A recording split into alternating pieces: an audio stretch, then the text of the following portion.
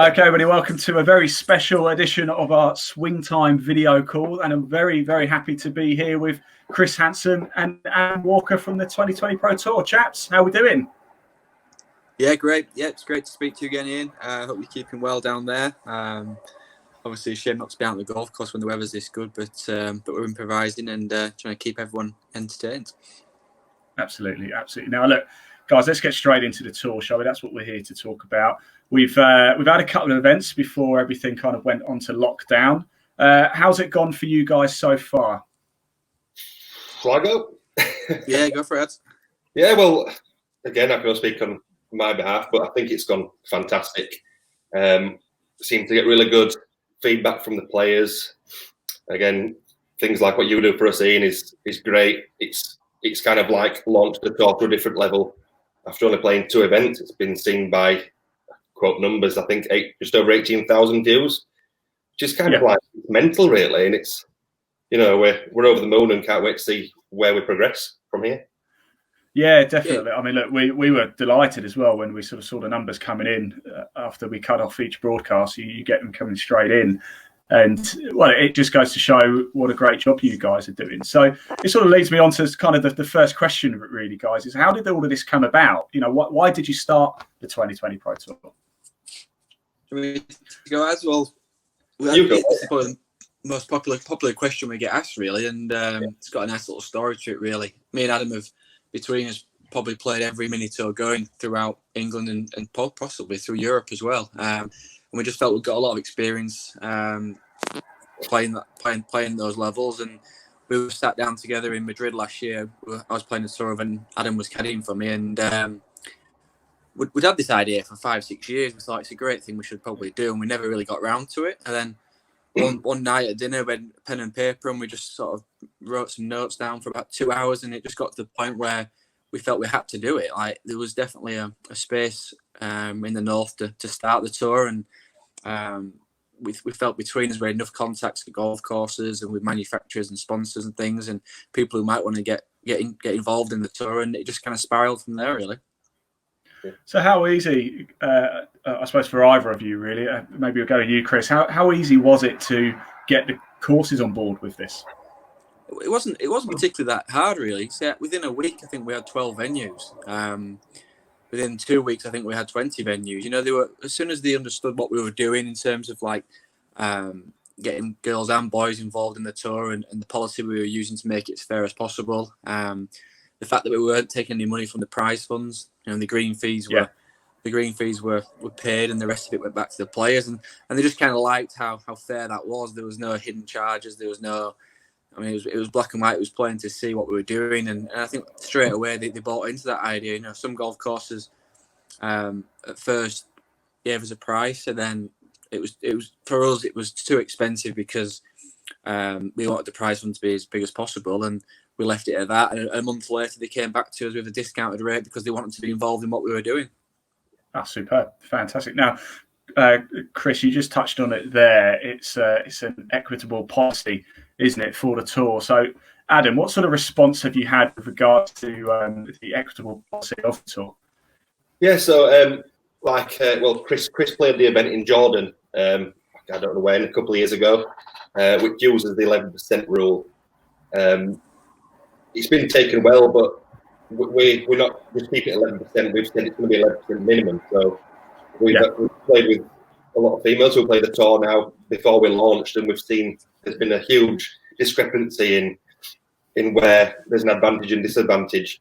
So we found that par fives are huge because the majority of courses we play, the guys can get up in 2 and the girls can't. So we've got to kind of play a bigger percentage on par fives for it to be then fair for the girls to reach in 2, and then the par threes less. So, you know, we are trying our best, and it's hard when courses aren't set up for the way we want to go yet, which is why we're taking the percentage off the course yardage rather than the whole yardage. But, we haven't got the same sway that other like European tour have over course design and setup. So me and Adam put out a survey to the members a couple of weeks ago, and the first question was, are the players happy with the equitable policy? And out of all the people who answered the survey, only 3 people said they were on the fence, and no one said they were against it. So that was a pretty decisive survey for us to see that what we were doing was right, and that a lot of people were happy with it. Yeah, sure. Yeah, I can certainly say as well, chaps, I've spoken to 2 of the female players in a video call similar to this since then, and they've both been very complimentary about it, I must say. So it's, I'm certainly impressed with it, and from what I've seen on the broadcasting side, the response has been superb. So keep it up, guys, because it is fantastic. So I say one thing between me and Adam. One thing we've been very, very sure of doing is when players have come in to hand the cards in, whether it be male or female player, we've asked them what they thought about the setup, and it's just as important that the guys are happy with the distance the girls are getting as it is for the girls. So yeah, it's been key that I think nearly every female player has been happy. They understand that some courses are harder to achieve it than others, but then some courses they get a huge advantage. So it's just the way the course lies, and as long as they understand and they appreciate that we're trying our best to make it as fair as possible, then I think they're all pretty happy. Superb. Now, look, guys, I know it must be a lot of hard work running a mini tour, but it must be a bit of fun as well. What's the best part about running a mini tour? Adam, let's start with you. What's the best part of running a mini tour for you? I think it's. I think not the best, but the hardest part's not being able to play yourself. I mean, we both love to play, and the reason why we set it up was because we thought there was a niche, and we've set this tour up based on putting the players first and how we would love to play a tournament. So, but the best part about it is, for me, is having set up an equitable policy, which is a unique thing, and the positive feedback we get. That's the best part for me. Everyone, whether it's sponsors, equipment, any big names in the golf industry are looking at the 2020 Pro Tour and Youth Tour to support it, and that's fantastic. Fantastic. What about you, Chris? Same question, really. Yeah, it's like Adam said. I think we felt we wanted to try and provide as much European tour feel to a mini tour as possible. I played on the main tour for 3 years, and there's a lot of perks for being out there. And the prize funds are fantastic out there, but it's all the other things what go on behind the scenes, what people don't see. So we've tried to bring that to the 2020 Pro Tour this year, and only small things at times, like a little bit of a players designated area, like the free physio for players. Just things what people don't normally get at these events, and for them to tee up. And we've got a £99 entry fee, which is consistent through the year, and to pay that money, play for a decent prize fund, and then feel you even get value for that money, whether you pick up prize money or not, was a huge thing for us. So, you turn up with £99, you can play a practice round at many courses, you can play the event, free physio, there's some nutrition bars there, there's things there for you to go away, and you've had a great day out, and whether you've won some money or not, it's a great experience, and that's what a lot of players, and that's why I think it's been a big thing for amateurs. They want to feel that they're playing professional events. Well, even from my case, I've not been fortunate enough to be blessed with the talent that Chris has had to reach the European Tour. Me neither. Just hard work, mate. Oh, hard work. You agree? That's hard work. Even for me as a golfer who's again would never reach that standard, but would play mini tour events. I've never been to an event where you can go and get free physio and have it videoed by yourself, and photography there, and the bars and everything. I think it's brilliant for golfers to play, and I personally love to play in our events. One thing that I particularly am impressed with, and I love about it, is we're talking about perks and we're talking about behind the scenes stuff, but there's also other stuff as well, isn't there? There's this McLaren's race to 100 birdies, isn't there? And for me, this is superb, isn't it? Because even if you're having a bit of a stinker of a round, that you're still, it's worth keeping going, isn't it? Because there's a real opportunity. Who wants to kind of explain the McLaren's race to 100 birdies a little bit better than I can? Yeah, go for it. Yeah, so we sat down, me and Adam met the guys from McLaren's, and straight away they were just really keen on what we were doing, and they wanted to be involved. And we thought it was super exciting, the stuff what they proposed to us. We wanted to get one of their policies on board, and what we felt with the race to 100 birdies is, like you said, it appeals to everyone. You don't have to be winning the tournament to be in the race. And like Nicholas Poppleton's got 13 birdies up there, and he's won an event and finished maybe top 5. But there'll be guys who maybe finished 10th and 10th who've got 10 birdies, so they're hot on his tail, and hopefully it'll keep the interest going with players through the year. And it's a big carrot we've dangled there. £20,000 potentially for one person. Maybe it might be between 4 people. You don't know, but it's going to be really exciting with 3 events to go if there's a few players in the running for it, or maybe if there's one person who's already reached that, and then there's guys trying to take a chunk out of that player's money. So yeah, I think it just keeps the tour exciting. Again, it offers players some value and something else to play for, and it's not costing them anything extra. Yeah.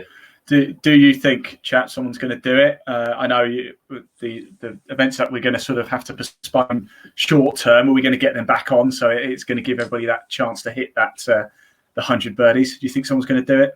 Yeah, well, I think someone will. I do, absolutely. Yeah, and I hope they do. I think it would be brilliant for us, the player, and McLaren's. I think it'd be fantastic. But yeah, I think there's a real chance. But again, you have to play. You've probably got to play a minimum of 20 events to give yourself. Yeah, you've probably got to play 90%, haven't you?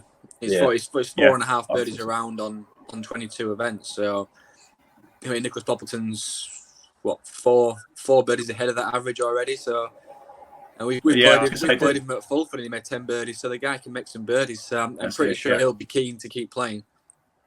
Just a suggestion next season, guys. Could you do a race to losing 100 balls? Because I reckon I'd win that in about 2 or 3 events. I'm sure I'd give you a run for money.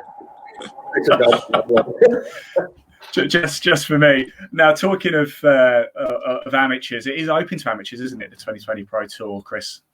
Yeah, I think we were overwhelmed, to be fair. We've both played a lot of these mini tours around the country, and you get like the odd 1 or 2 amateurs who are keen or budding professionals and see it as a bit of a chance to get the experience. But I think obviously with the virus, a lot of their competitions did get cancelled, so we got a little bit of an uptake from them there at the beginning. But I reckon there may be 30 amateurs who registered for the tour who had seen it the first event, or they'd seen what we were doing on social media and just thought, listen, this is perfect for us.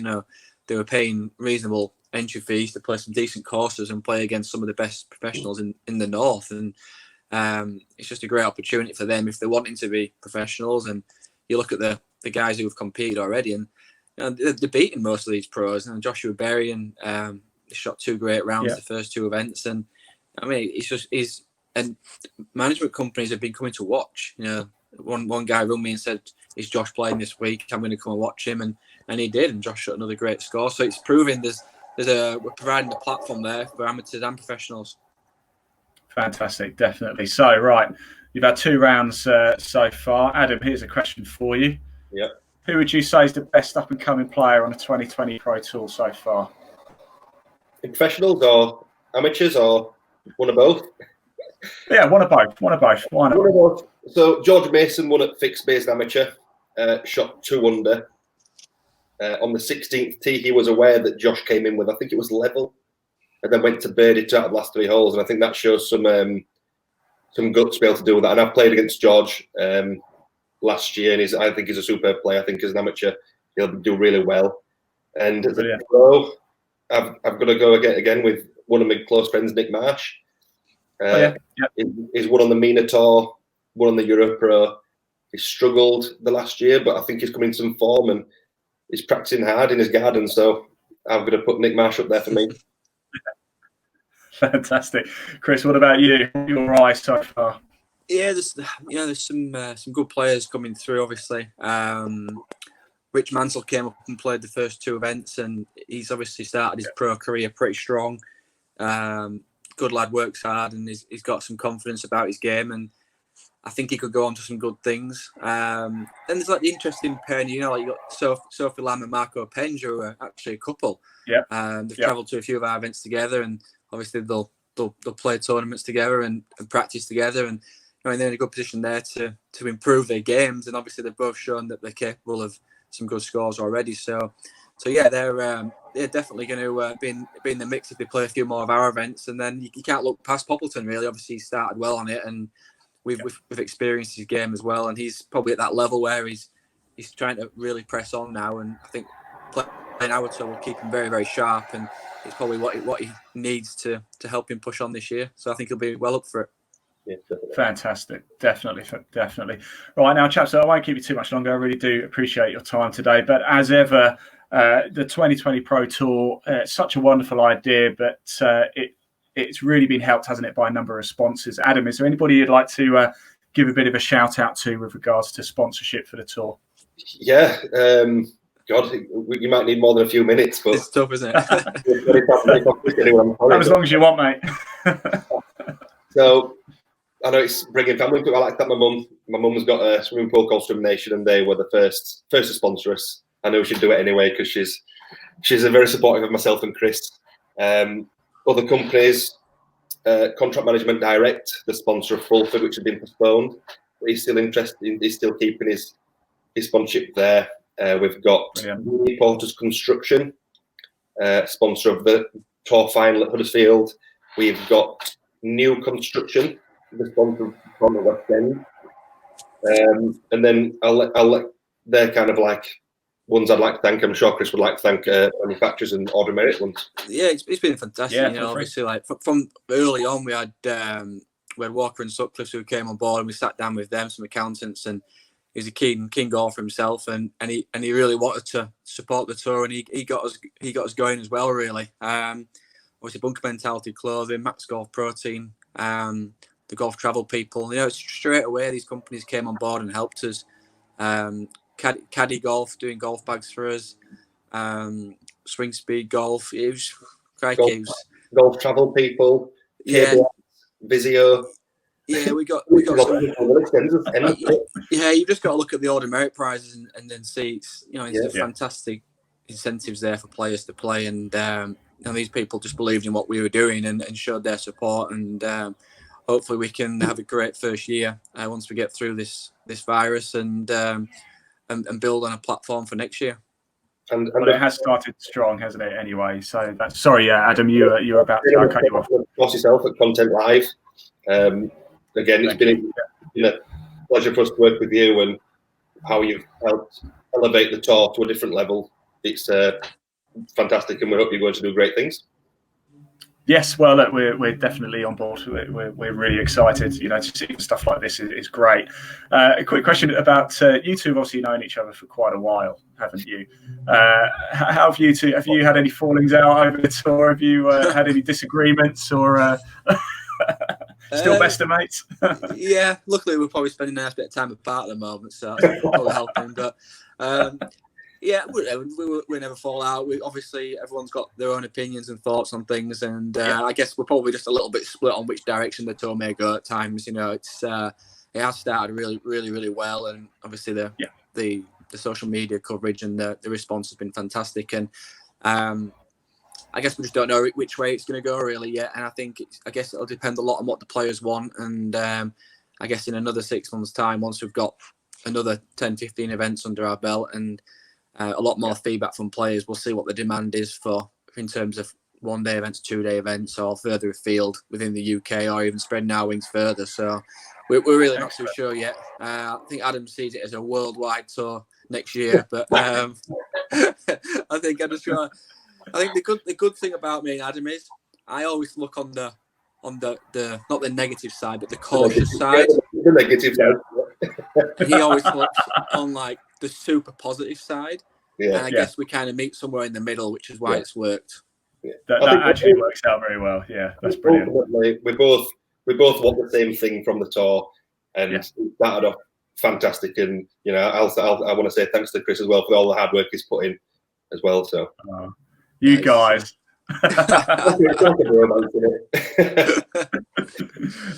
Finally, chaps, look, if somebody's been watching this and they think, do you know what, I fancy a bit of that, how do they get in contact with you? What's the best place to do it? Go ahead. Yep, so online, I don't know if you can bring in the link up on this. Can you bring in the link of this and show them how to work this? Oh, I could create a bit of magic for you. Just visit that website. That one. Yeah, visit the website, all our social media channels. Yeah, that one or whatever. But yeah, don't hesitate to get in contact. Anyway, one of us will be there to respond at short notice. Yeah. Yeah, perfect. Yeah, Fantastic. yeah. No, we've had a lot of inquiries from a lot of people, so yeah, keep them coming. And the interesting thing is, people don't quite read what information's already there for them to see. You get a lot of questions when they could just find it on the website. So head to the website, check it out, and then if you can't find it, come and speak to us then. Brilliant, excellent. Okay, guys, thank you so much for your time. Stay safe. We'll see you at the next event. When is the next event, chaps? When's the next one definitely on that we know so far? I'd say you've got a little bit. 2021 for the next one. Yeah, you've probably got to look into the June diary at the moment, I would guess. We're busy trying to reschedule the April-May for later in the year. But yeah, let's fingers crossed we can get out there in June and see where we're at then. Yeah, excellent. Okay, guys, thank you so much for your time. Cheers, care, stay safe. Thank you. Can't wait to see you soon. Thanks, mate. Bye-bye. Bye.